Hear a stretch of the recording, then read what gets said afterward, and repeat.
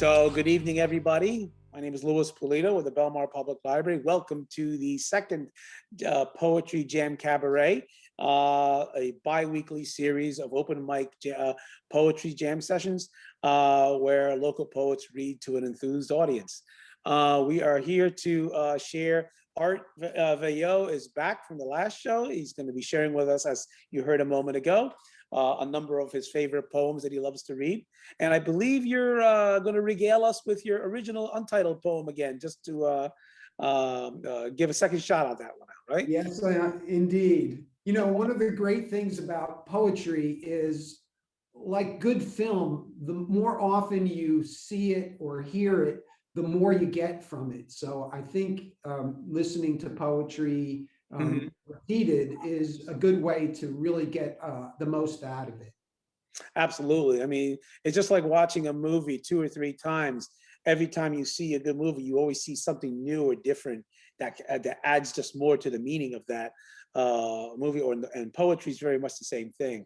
It hits you hard. A good poem will hit you hard at first, and then you go through it again, and like you said, boom, meaning just dawns upon it, and it's really, really cool. Art, why don't you start us off today? You have a couple of poems. Why don't you share with us 2 poems? I'll go with 2, and we'll go back and forth for the moment, and then hopefully Vijay will connect in, and we'll be able to, like I said, we'll weave him in. So, okay, sounds great. Okay, I'm going to be reading from a book called Favorite Poems, Old and New, Selected for Boys and Girls. Let's see, there's an editor here, Helen Ferris. And the publication date of this book is 1957. And I have a more recent publication because the one that I originally have is so torn up and tattered that if you move it around, you're going to lose pages. Well-loved book. Right? So the first poem that I'm going to read is Casey at the Bat by Ernest Lawrence Thayer. Casey at the Bat. The outlook wasn't brilliant for the Mudville 9 that day. The score stood 4-2, but 1 inning left to play. And then when Casey died at first and Barrows did the same, a sickly silence fell upon the patrons of the game. A straggling few got up to go in deep despair. The rest clung to the hope which springs eternal in the human breast. They thought, if only Casey could but get a whack at that, we'd put up even money now with Casey at the bat. But Flynn preceded Casey, and so did Jimmy Blake, and the former was a Lulu, and the latter was a cake. So upon the stricken multitude, grim melancholy sat, for there seemed but little chance of Casey getting to the bat. But Flynn let drive a single to the wonderment of all, and Blake, the much despised, tore the cover off the ball. And when the dust had settled and the men saw what had occurred, there was Jimmy safe at second and Flynn a hugging third. Then from 5,000 throats and more there rose a lusty yell. It rumbled through the valley, it rattled in the dell. It knocked upon the mountains and recoiled upon the flat, for Casey, mighty Casey, was advancing to the bat. There was ease in Casey's manner as he stepped into his place. There was pride in Casey's bearing and a smile on Casey's face.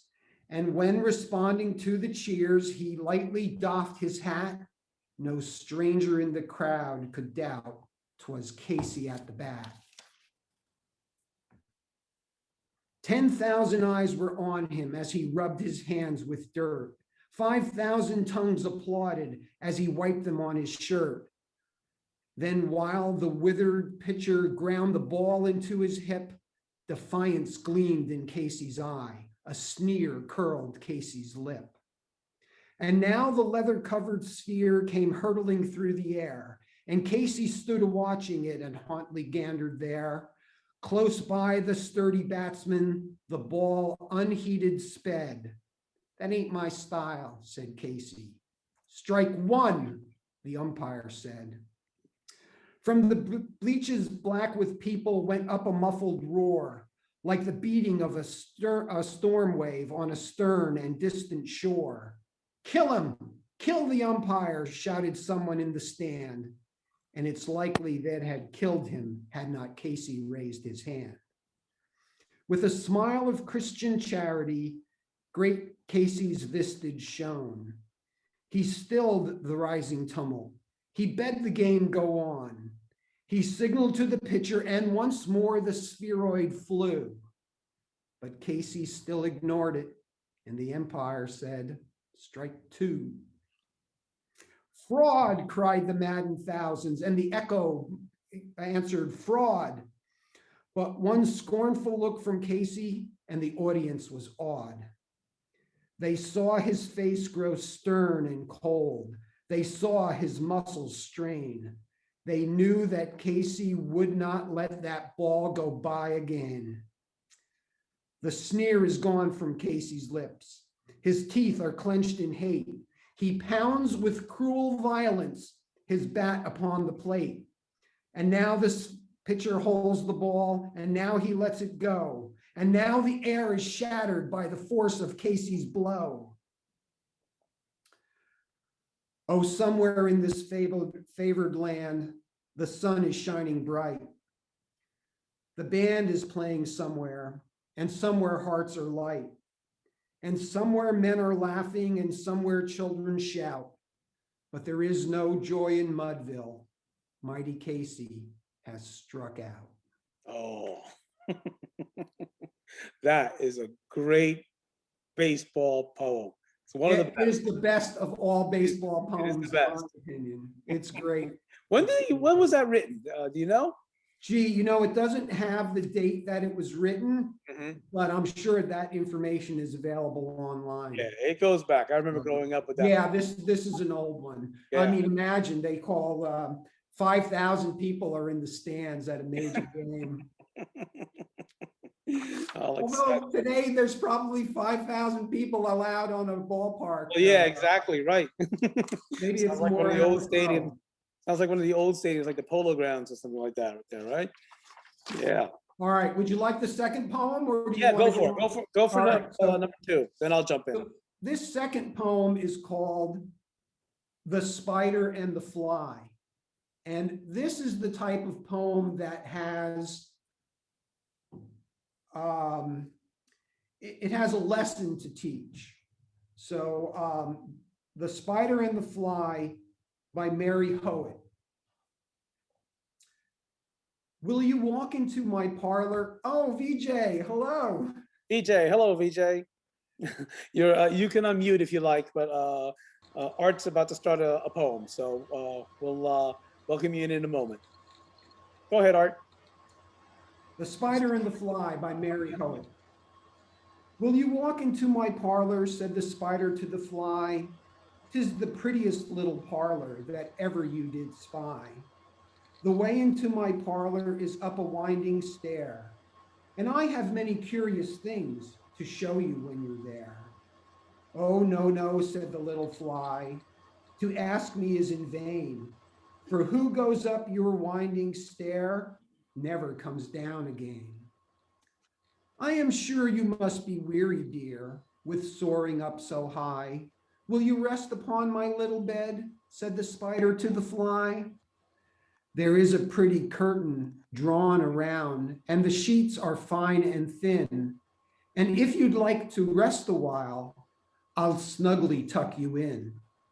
Oh, no, no, said the little fly, for I have often heard it said, they never, never wake again who sleep upon your bed. Said the cunning spider to the fly, dear friend, what can I do to prove my warm affection I've always had for you? I have within my pantry good store of all that's nice. I'm sure you're very welcome. Were you pleased to take a slice? Oh, no, no, said the little fly. Kind sir, that cannot be. I've heard what's in your pantry, and I do not wish to see. Sweet creature, said the spider, you're witty and you're wise. How handsome are your gauzy wings. How brilliant are your eyes. I have a little looking glass upon my pantry shelf. If you'll step in one moment, dear, you shall behold yourself. I thank you, gentle sir, said she, for what you've pleased to say, and bidding you good morning now, I'll call another day. The spider turned him round about and went into his den, for well he knew the silly fly would soon be back again. So he wove a subtle web in a little corner sly, and set his table ready to dine upon the fly. Then he came out his door again, and merrily did sing, come hither, hither, pretty fly, with pearl and silver wing. Your robes are green and purple. You have a crest upon your head. Your eyes are like the diamonds bright, while mine are dull as lead. Alas, alas, how very soon the silly little fly, hearing the wily flattering words, came slowly flitting by. With buzzing wings, she hung aloft and nearer grew, thinking only of her brilliant eyes and green and purple hue, thinking only of her crested head. Poor foolish thing, at last, up jumped the cunning spider and fiercely held her fast. He dragged her up his winding stair into his dismal den within the little parlor, but she never came out again. And now, dear little children, who may this story read, to idle, silly, flattering words, I pray you'll never give heed. Upon an evil counselor, close heart and ear and eye, and take a lesson from the tale of the spider and the fly. That's another classic right there. Yes, indeed it Good. is. It's a classic. Wonderful. Thank you. All right. So, Hey, I need to get my reading glasses because I struggled to look. oh, okay. Yeah. And I didn't bring them with me. So give me a Because moment. you had them I'll be last right time. back. Yeah, go right ahead. Well, while we're waiting for her to get back, I want to welcome back Vijay Joshi with us. Last year, back in 2019, he did, and we hosted for him a Breakfast with the Poet event here, and was well received, and we had a great time with him. He's the author of a book, which I have right here, you know, boom, Invisible Footprints. And he was gracious and kind enough to join with us tonight, and we're looking forward to hear some of the poetry. Vijay, welcome back. Thank you for joining us. What do you have for us tonight? Can you hear me? Yes, I can hear you fine. You can hear, hey, Okay. there you go, Art. You got the glasses. So what we're doing, Art, real quick, is we've decided we're gonna, since he's got like 5 poems, I got 4 or 5, you got several. So we're doing like a round robin of 2. He does, Okay. he just did 2. Well, tell us a little about yourself real quick, and then tell us 2. I'll do 2, and we'll just go around till we're done. Oh, me you're talking to? Yes. Oh, okay. My name is Vijay Joshi. I'm actually publisher of 3 books of poetry, English poetry. One of them is You Have It. Luis has it. Yeah, that's a collaborative book from between me and another poet. Whereas the Reflective Musings and Kaleidoscope of Poems are my 2 other books.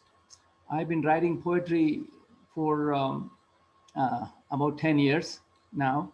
And my poems are published in Germany, in England, in USA, in Japan, in Australia, in New Zealand, everywhere.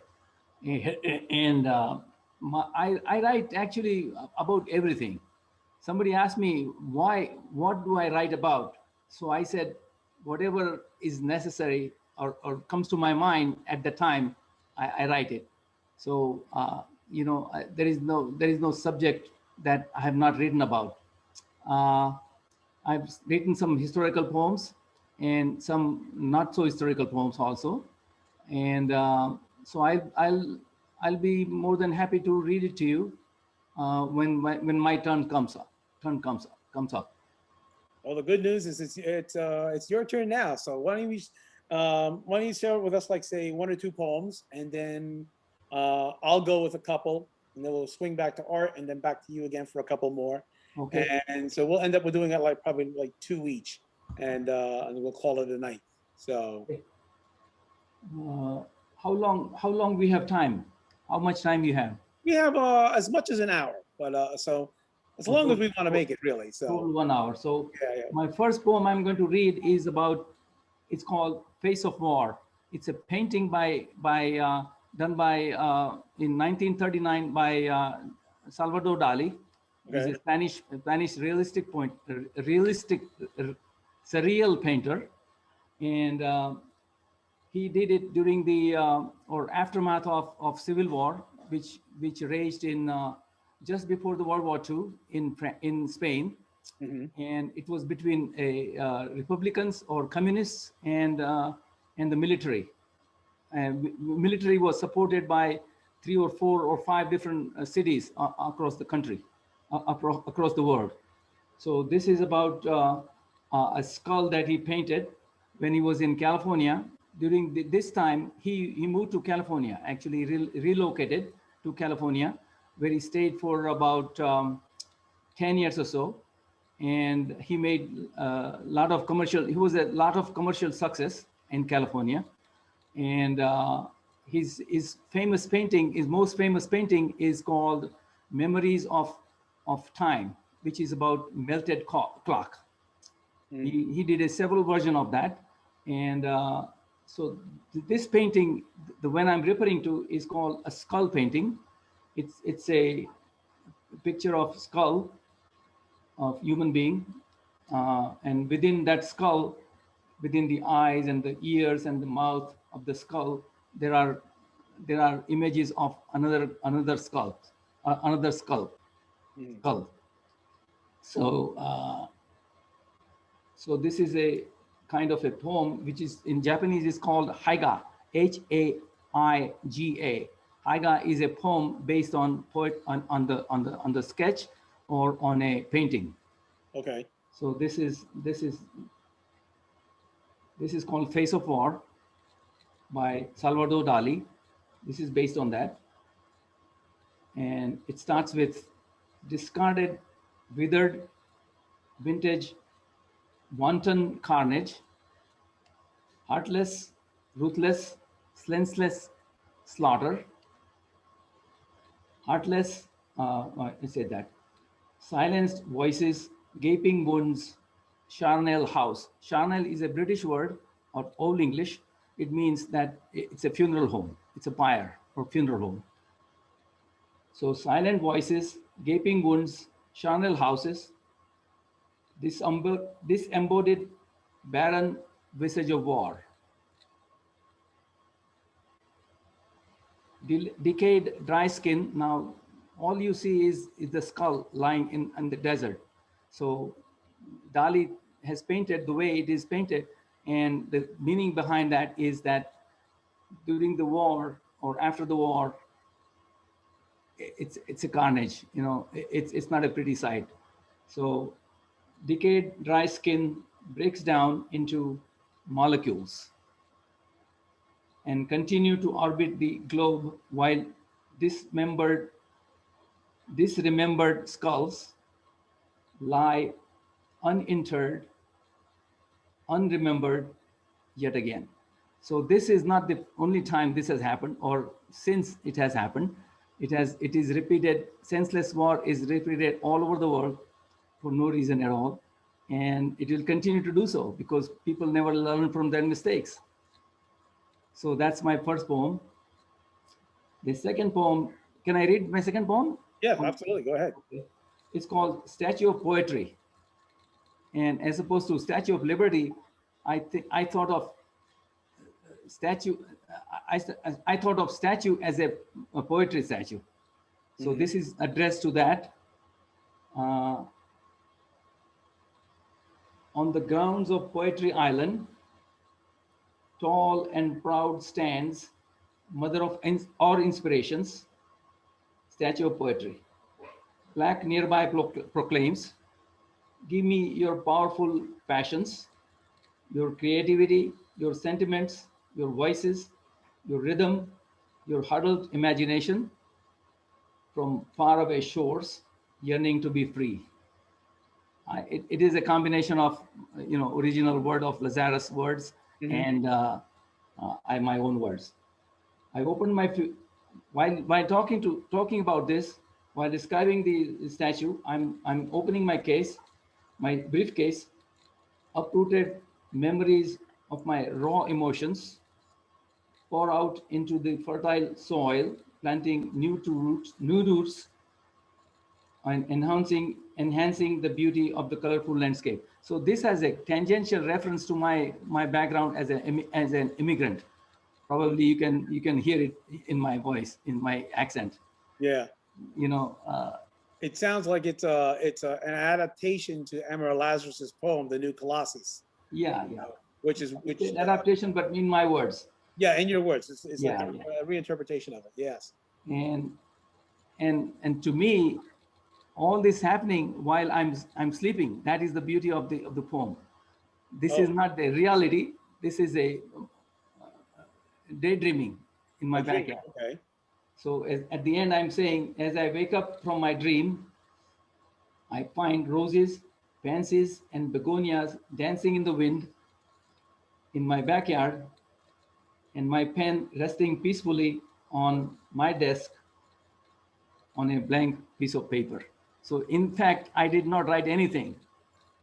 All was in imagination. Oh, okay. So a poem is a recitation of your imagination and your dream. Right. Oh, okay. I let somebody else speak also. Okay. Oh, thank you for those. We're gonna go it on. All right, I have a couple of poems here. Okay. I'm gonna start with one. This one here. It's called Mighty Oak. It's by Kathy J. Parenteau, who unfortunately I don't really have much of a bio for her, but it's relatively new. It's written sometime after 2010, and it's a story of inspiration of how a mighty oak tree can inspire you to be strong as well. Okay. It's a poem of life, and it goes like this: Stand tall, O mighty oak, for all the world to see. Your strength and undying beauty forever amazes me. Though storm clouds hover above you, your branches span the sky in search of the radiant sunlight you count on to survive. When the winds are high and restless and you lose a limb or two, it only makes you stronger. We could learn so much from you. Though generations have come and gone and brought about such change, quietly you've watched them all, yet still remain the same. I only pray God gives to me the strength he's given you to face each day with hope, whether skies are black or blue. Life on earth is truly a gift. Every moment we must treasure. It's the simple things we take for granted that become our ultimate pleasures. It's by Kathy Parenteau. Very nice. Very nice. Very nice. Nice one. I like that. I could definitely. It is inspiring. It's true. You see a tree, it stands up to the test of time, gives you hope. This is written in 2010. Yeah, at least by 2010. Yes. Okay. So right around there. So it's a recent poem. Yeah. And but still, it sounds pretty timeless to me. Okay. My second poem I have here, this one's a little more fun. It's by a gentleman named Rick Cotton, and his bio is brief, but he writes this about himself. He says, I am a middle manager in corporate America when I am not staring out the window at the color of the leaves or the clouds or the blue of the sky. I am a hopeless romantic, love old movies and music and special times, cannot abide rap, liver, and onions, reality TV, and shopping malls. I have a lovely wife, a fat cat, and a taste for barbecue. So that's Rick Cotton. So let's see what he says. His poem I chose is called Smartphone Dumb User. Um, my new phone is smart. I guess that I'm not. Amazing what all this here smartphone has got. TV and weather and internet too. There's just no limits to what it can do. Check my blood pressure and my temperature without even probing all of my apertures. I now know the time in Paris or Greece. I can track the migration of thousands of geese. Or find Chinese food. It's here on this map. Oops, my finger just slipped. Now where was that at? A camera, a camera. Now I can take shots of everyone I know who'd rather I not. Push this here button and take me a selfie. If it had a nose, would this thing take a smell fee? Email to pester with, video to shoot, maps to drive round with. Wow, that's a hoot. A compass to guide me home if I'm lost. Thank God work paid for this thing. Oh, what it costs. The things that it does would amaze Mr. Bell. What he would have thought of it, no one can tell. But one's question still stuck in my middle-aged craw.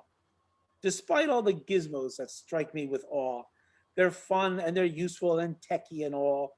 But how do I just simply make a phone call? So I can relate. I really can relate. You know, that's good to, focus on the new technologies that we have. I think that kind of a poem helps us to understand those things better. And that was a fun poem. it is. I thought it really also shares how common these simple problems are. I mean, just like swiping the finger a little too much, too far at the wrong moment, and where did you go? How did it get there? There it is. So it's a common problem we all have to deal with. Smartphones are becoming so complex. Yes, absolutely. That, you need a computer. You need to be a computer programmer almost. Pretty much. To And figure these it young out. kids today are growing up just like it, just in their my blood. God. It's amazing. Yeah. Art, what do you got for us? All right. Well, one of my favorite poets is Lewis Carroll, Okay. who peppered his fantasy stories with poems. The first one I'm going to read is a poem of his called Father William. Let's see. I may have to put the light on here to get a little more. Let's see how this looks when I turn the light Go ahead. on. Oh, much better. Yeah. Better? Yeah, much better. Okay, good. All right, let's see. Mine is not better, but yours is much better. It's that light behind you, Vijay. That's what's. Yeah. Yeah. What over? Okay, here it is. Father William by Lewis Carroll. You are old, Father William, the young man said, and your hair has become very white, and yet you incessantly stand on your head. Do you think at your age it is right? In my youth, Father William replied to his son, I feared it might injure the brain, but now I am perfectly sure I have none, so I do it again and again. You are old, said the youth, as I mentioned before, and have grown most uncommonly fat. Yet you turn a back somersault in at the door. Pray, what is the reason for that? In my youth, said the sage, as he shook his gray locks, I kept all my limbs very supple. By the use of this ointment, 1 shilling a box, allow me to sell you a couple. You are old, said the youth, and your jaws are too weak for anything tougher than suet. Yet you finish the goose with the bones and the beak. Pray, how do you manage to do it? In my youth, said the father, I took to the law and argued each case with my wife, and the muscular strength that it gave to my jaw has lasted the rest of my life. You are old, said the youth. One would hardly suppose that your eyes were as steady as ever. yet you balance an eel on the end of your nose. What makes you so awfully clever? I have answered 3 questions, and that is enough, said the father. Don't give yourself airs. Do you think I can listen all day to such stuff? Be off, or I'll kick you downstairs. That's pretty good. They used to write good poems in those days. Oh, man, they certainly wrote some good poems. Oh, yes, they did. I have so many books, you know. I have 200 books in my library. Poetry books? 200. Poetry books. Poetry books. There are poetry books, there are philosophy books, there are linguistic books, and yes. so on and so forth. But half of them are poetry books. Well, that's a lot of poetry. Yeah, yeah. That's a lot of poetry. American writers, poets and writers, and British writers and poets, and so on and so forth. So I don't know. Do you want to hear another one by Lewis Carroll, or should I choose something else? What floats your boat tonight? What was that? What floats your boat tonight? Lewis Carroll wrote a lot. He had a lot to write. Yeah, Alice exactly. in Wonderland and He all did that. have a lot to write. He did have a lot to write. All right, let's Everybody see had a lot to if write. I have one more by Lewis Carroll. I'm sure I do. Okay. So this one is called The Walrus and the Carpenter by Lewis Carroll. The sun was shining on the sea, shining with all his might. He did his very best to make the billows smooth and bright. And this was odd because it was the middle of the night. The moon was shining sulkily because she thought the sun had got no business to be there after the day was done.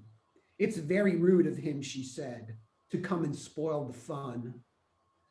The sea was wet as wet could be. The sand was dry as dry. You could not see a cloud because no clouds were in the sky. No birds were flying overhead. There were no birds to fly. The walrus and the carpenter were walking close at hand. They wept like anything to see such quantities of sand. If they were only cleaned away, they said, it would be grand. If 7 maids with 7 mops swept it for half a year, do you suppose, the walrus said, that they could get it clear? I doubt it, said the carpenter, and shed a bitter tear. Oh, oysters, come and walk with us, the walrus did beseech. A pleasant talk, a pleasant walk along the briny beach. We cannot do with more than 4 to give a hand to each. The eldest oyster looked at him, but never a word he said. The eldest oyster winked his eyes and shook his heavy head, meaning to say he did not choose to leave the oyster bed. But 4 young oysters hurried up, all eager for the treat. Their coats were brushed, their faces washed, their shoes were clean and neat. And this was odd because, you know, they haven't any feet. 4 oysters followed them, and yet another 4. And thick and fast they came at last, and more and more and more, all hopping through the frothy waves and scrambling to the shore. The walrus and the carpenter walked on a mile or so, and then they rested on a rock, conveniently low. And all the little oysters stood and waited in a row. The time has come, the walrus said, to talk of many things, of shoes and ships and sealing wax, of cabbages and kings, and why the sea is boiling hot and whether pigs have wings. But wait a bit, the oysters cried, before we have our chat, for some of us are out of breath and all of us are fat. No hurry, said the carpenter. They thanked him much for that. A loaf of bread, the walrus said, is what we chiefly need. Pepper and vinegar besides are very good indeed. Now, if you're ready, oysters dear, we can begin to feed. But not on us, the oysters cried, turning a little blue. After such kindness, that would be a dismal thing to do. The night is fine, the walrus said. Do you admire the view? It was so kind of you to come, and you are very nice. The carpenter said nothing but, cut us another slice. I wish you were not quite so deaf. I've had to ask you twice. It seems a shame, the walrus said, to play them such a trick, after we brought them out so far and made them trot so quick. The carpenter said nothing but, the butter's spread too thick. I weep for you, the walrus said. I deeply sympathize. With sobs and tears, he sorted out those of the largest size, holding his pocket handkerchief before his streaming eyes. Oh, oysters, said the carpenter, we've had a pleasant run. Shall we be trotting home again? But answer came there none, because this was not scarcely odd. They've eaten every one. Poor oysters, but I do like oysters. Yes. You like to eat them. Yeah. Vinegar and bread. Hard to say no. Hard to say no. Hard to say no. But too bad. So 2 by Lewis Carroll, 2 other fun poems. There you go. I'll have my untitled poem to read. Do you want me to do it now or? No, well, let's swing around to round 2 for VJ. Sounds And good. then goes, and then we'll go back to you. Okay. All right, go ahead, VJ. What else you got? All right. I had written this. I have so many poems, but this one I had written 2 years ago about the Mother's Day, because Okay. Mother's Day is coming up. All right. So it's called Eternal Hope. Okay. Eternal Hope. It goes like this. The forecast was wonderful, wonderful sunny day. Rising at dawn, at the crack of dawn, her mind did not stray. She got up early than she used to. The crisp morning was delightful and beautiful too. An anticipation of a visit from her beloved son, her expectations had risen with the rising sun. As she waited, minutes, hours kept slipping by, and yet no sign of him. She did not know why. The sun had handed over the reins to the moon. She knew the lights would be turned off very soon. She lived in a nursing home, by the way. She sat in the nursing home on her special day. Sadly and lonely, she is now waiting for the next Mother's Day. It's a sad story, but you know, Of an these elderly things do mom who happen. doesn't get a call. Oh, These things do happen. So she waited all day for nothing, and at the end, her son never showed up. oh, yeah. So it's she's sad. waiting for the very next bad. Mother's Day now. Yeah. She's lonely and helpless. But it's a good call for the rest of us to remember not to do that this year. Remember That's our right. mom on Mother's Day. Pandemic or not. Yes.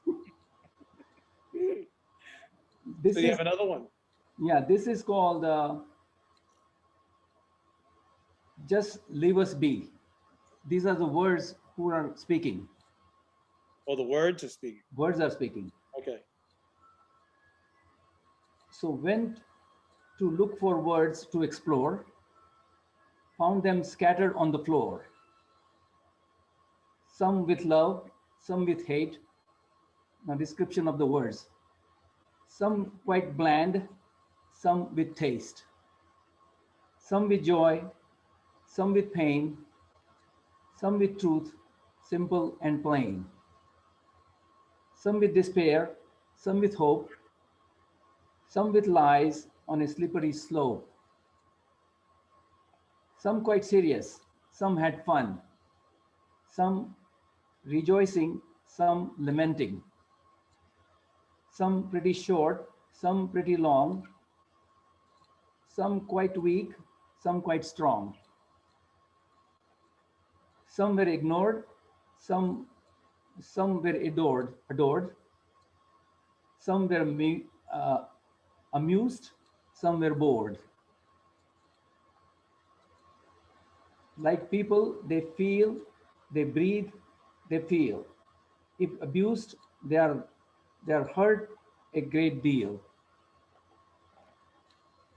As the poem was done only only 2/3, I reached down to get more words. In other words, I was visiting a depository of words somewhere in my house.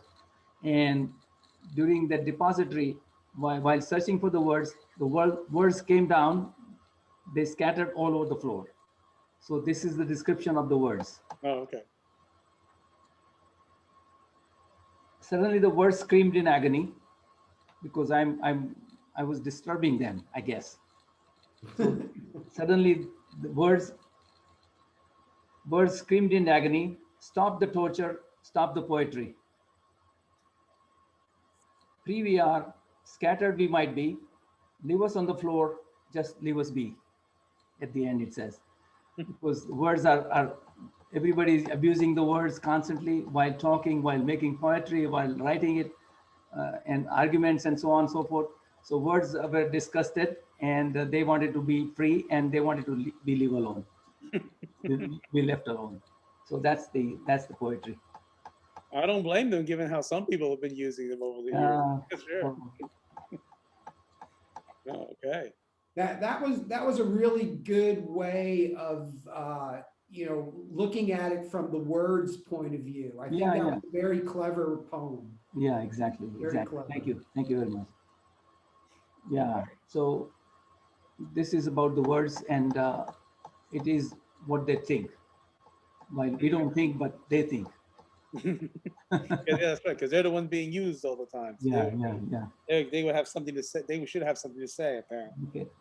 So, well, I have a couple of poems. On the next couple right here. What I did with this? Here we go. Now, this one goes back to like around the written by Vita Sackville-West, and she's an author of some 50 books. She was born in Kent, England, and she wrote a story about, not a story, a poem about the greater cats, the lions, the tigers, the cheetahs, and stuff like that. Oh, okay. All right, so which is quite interesting here. It's called "The Greater Cats" by Vita Sackville-West. Excuse me here. The greater cats with golden eyes stare out between the bars. Deserts are there and different skies, and night with different stars. They prowl the aromatic hill and mate as fiercely as they kill, and hold the freedom of their will to roam, to live, to drink their fill. Beyond their wit, this I know, man loves a little and for long shall die. Their kind across the desert range, where tulips spring from stones, not knowing they will suffer change, or vultures pick their bones. Their strength's eternal in their sight.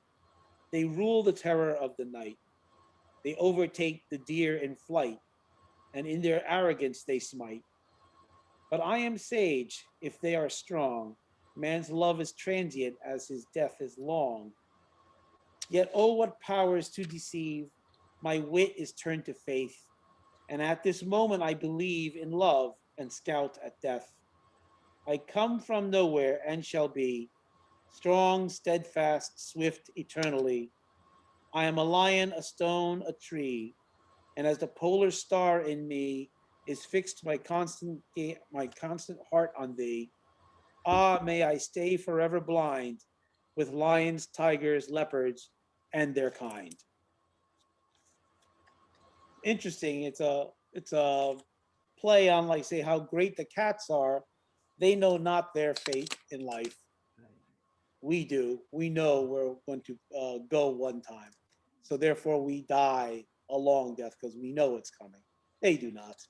they live aggressively, they live arrogantly, and they live as they live freely, and and then they reach their end. So she says, "Oh, to live and with the lions and tigers and that kind." Pretty cool, interesting take on the look of the that life in general. What do you think of that?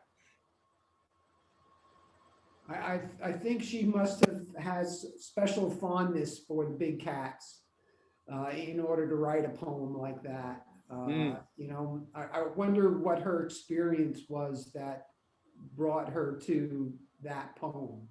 Yeah, I mean, maybe she's been on safaris or whatever.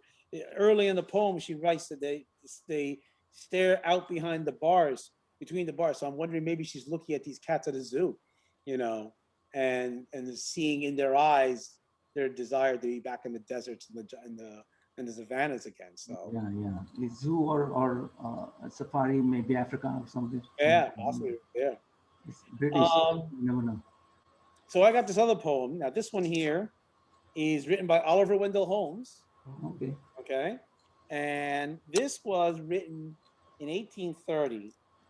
And here's the backstory to this poem. Classes are fussing with me. Excuse me. You know, Wearing two glasses. yeah, I know. Well, you know, it's either that or $1,000 for bifocals. I'll get them later. This is a cheap around.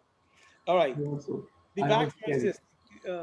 Now, the Constitution, which was a 44-gun frigate launched in Boston in 1797, is the oldest and most famous vessel in the U.S. history. She earned her nickname Old Ironsides when cannonballs appeared to bounce off her sides during a battle in which she destroyed the Java off the Brazilian coast. This poem was composed in 1830 and published in the Boston Daily Advertiser, and it was written to oppose the intended dismantling of the vessel, which has been berthed in Boston as a historic vessel relic since 1925. So apparently they were thinking of scrapping the ship, and he wrote this poem against it. So the poem is called Old Ironsides. Old Ironside, yes. I tear her tattered ensign down. Long has it waved on high, and many an eye has danced to see that banner in the sky. Beneath it rung the battle shout, and burst the cannon's roar. The meteor of the ocean air shall sweep the clouds no more.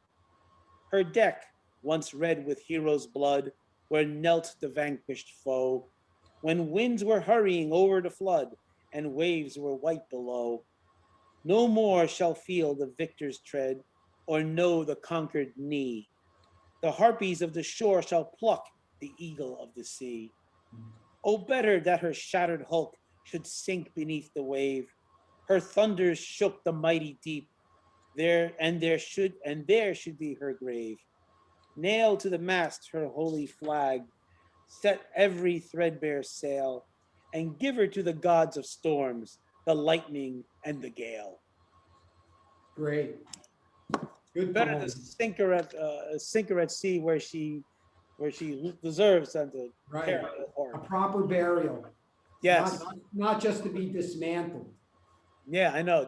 Or scrapped or have it dismantled. It's right. Be a crime, and I'm glad that they listened. Apparently, they listened because they stuck around to leave it at Boston Now, where we can go see it.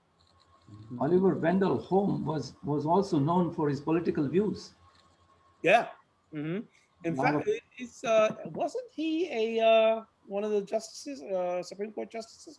Or am I thinking of another one? What was he? A Supreme Court justice, was he not?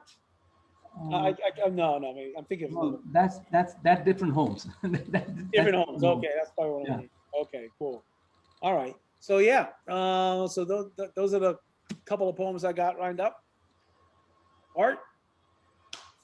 Here we go. Here we go. Okay, maybe you could help me with this because I need a title for this poem. Okay. It's the first poem that I ever wrote that I feel comfortable enough reading it to the public. So I don't have a title. Okay. But Emily Dickinson never had a title in her life. Really? Emily Dickinson. That's true. She never put a title on any of her And poems. she never published I anything. have- She is also known as a found poet because they never found her after her death. Only they found her. Oh, okay. Yes, she has a great story. Maybe we can get into that someday. Yeah. They normally title her poems by the first line. That's right. Or number. Yeah, number. or number. So maybe I could use the first line as the title for this. And the first line is late at night at 12:30. Okay. Here it goes. Okay. Late at night at 12:30, I sit in my robe half dressed, a book in my hand half open, my arms on the table rest. My eyes half closed, my back half bent, I read but half a page, and only just half comprehend the point the writer made. With half a shrug, I half decide, I'll read the half I missed, but there is only half a chance I could accomplish this. Still, half reluctant, half compelled, I halfway raise my gaze. With half a smile, I fumble, my view of the page a haze. With half a mind, I have to say, I half begin my task. I have a half a notion, it's more than I should ask. So with resolve, I halfway swear and halfway compromise. Half-hearted, shut the book again, go upstairs and close my eyes. Oh, that's a very nice poem. Is that a good poem? No, Thanks, BJ. That's very nice. I like it a lot. Something about- It's only half done. Only after. So, you could play it where you call it something half, but you use like a synonym for half, you know? Right. Six of one, Huh? Yeah. 6 of one, Yeah, half something like dozen that. of the other. There you go. You know, or I don't know, with some other synonym for half, like say medium, a medium poem or something like that. A poem of mediocrity or something like that. 1/2. Oh, I like that. 1/2. I like that. That's pretty cool. 102. Yeah, that's a pretty good one. That's unique. Catchy. Although, Yeah, although title should never give away the poem itself. You're right. You're right. Yeah. You have to be So careful with you your should not title that repeat you don't spoil Yeah. the poem. Yeah. It should be completely different. just in a hint way. at it at It's best. related but different. Mm-hmm. There you go. I'll do it the Emily Dickinson way. Okay. Yeah, there you go. That's the other way. Do you have another poem? Yeah. No, I'm done for the night. You're done Thanks. for the night. Okay. VJ, how about you? You got one more to Yeah, close I with? have one more poem. Sure, okay, go ahead. This was published in April this month actually. Oh, okay. This is brand new. 21 in a magazine called Contemporary Haibun. Okay. Haibun is a Japanese poetry form where a prose is followed by a haiku or a tanka. Tanka is a 5-line poem, and haiku is a 3-line poem. Okay. So either is followed by tanka or haiku. And the beauty of the whole process is in the writing of the haiku or tanka at the end, because it has not only to supplement, it has to complement, also it has to support, and it should be related, but not in a direct way. Okay. Creating a different image, because everything is creating images. So this was published in April. It is being published in Contemporary Haibun. The title of the poem is called "I Wasted Time, Now Doth Time Waste Me." It's a Shakespearean quote from Okay. Shakespeare. I've used that, and I've given credit to Shakespeare also in that title.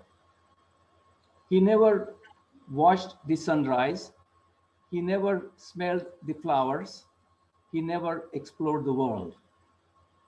That's the first line, first stanza. He never smiled. He never talked. He never loved anyone. He was unmarried, friendless, and a recluse. He traveled from grave to from cradle to grave without leaving a trace. He exited the world without ever existing. Exited the world without ever existing. Now the tanka that follows is a 5-line tanka. It will create two images, two different images, completely different from what you have seen. First line is called Nameless Lake. A nameless lake. Second line, vanishes presently in parched desert soil. A nameless lake vanishes presently in parched desert soil. Now the completely different images, two images. Footprints disappear on a wet sandy beach. So everything actually indirectly connects with the theme of the prose which followed. The guy had no future, no nothing, no friends, nothing. He existed without existing, and so on and so forth. So the same way, this happens in a Mojave Desert or in a Death Valley or any desert where the soil is so parched and so dry and so hard that it does not collect water. So there is a temporary flooding. If you have gone to Death Valley or Mojave Desert, you must have seen a sign of instant flooding. Mm-hmm. Yeah. If even 1 inches or 2 inches of rain causes flooding, because the water rushes down the between the walls of the canyon, Mm-hmm. and it could be dangerous. So a nameless lake, the reason it is nameless is because it has no name, because it's a temporary lake, vanishes presently in parched desert soil. It eventually it just dries out and evaporates in the atmosphere. The same way, footprints disappear on a wet sandy beach. So same way, the two different images are, so total 3 different images. You see image of a person who is friendless, who has no friends, he recluse, he is existing without existing. The second is of lake, second image is of lake, which is disappearing, which is a temporary lake. And the third image is of uh, uh, footprints that disappear on a wet sandy beach. I So see the it is connection. creating 3 images. I see the connections. Yeah. Is the visual presentation of that type of poem important? Not really, because visual presentation, then it's called something else. But in a haibun, typical haibun, the prose is followed by a tanka or a haiku. And the beauty of haiku is that, I don't have the example right now, but maybe next time I can read. The haiku is a 3-line poem, but the first 2 lines, the first line is a one image, then it turns the image around, and the second image is created in the third line. So second line is called cutting line. So it's very complex. So I will try to illustrate that next time. Well, I think it's pretty cool. It still evokes a certain imagery that is related through it. I mean, it tells me the the sadness, I guess the sadness is the right word, Oh of yeah, yeah. someone does not live life at all. Yeah, no, it doesn't. If he does not interact with others, if he does not uh, do things that he can be destined to do, and he lives as a recluse, then what is the point of his existence? Exactly. What is his existence if Yeah. it's to be washed away on the shores of sandy beach, or dries in a parched desert? It's like Howard Hughes. Yeah, it's in many ways, because he Yeah. did so much. He was such a recluse, and he ended up with nothing at Yeah. the end. And which is that it's all on how important to live life is, and not to let it go by. Yeah. Otherwise, you end up with nothing. So Right. yeah. Well, it's coming around 7:09. This is going to bring it to close to the second of our second here Poetry Jam Cabaret. I want to thank everyone for watching. I want to thank everyone for joining us today, and I invite everyone to come back again. Our next event is going to be Wednesday, May 12th at 6 p.m. We invite you there, and please tell all your friends and family to join us again. And I invite all poets that are looking and watching this video and watching us out there to join us and share with us your poetry as well. So Art and Vijay, thank you so much for coming. I appreciate it. Art, do you have some words to say to us, to our crowd tonight before we leave? Just anyone who's interested in participating would be glad to have you, and come and read or your own poetry or something that you love. Absolutely. And Thank Vijay, you, Vijay, for attending. Yes, Vijay, any last words before we close it out for tonight? Oh, thank you very much for arranging all this. And I know it takes a lot of time and effort on your part and to coordinating everything. So you did a wonderful job. Thank you very much. Thank you very much. Okay, everyone, I want to wish everybody a happy evening. Thank you for watching, and we'll catch you again next time. Don't forget the Mother's Day. Don't forget Mother's Day. Exactly. Okay, good night, everybody. Okay, good night.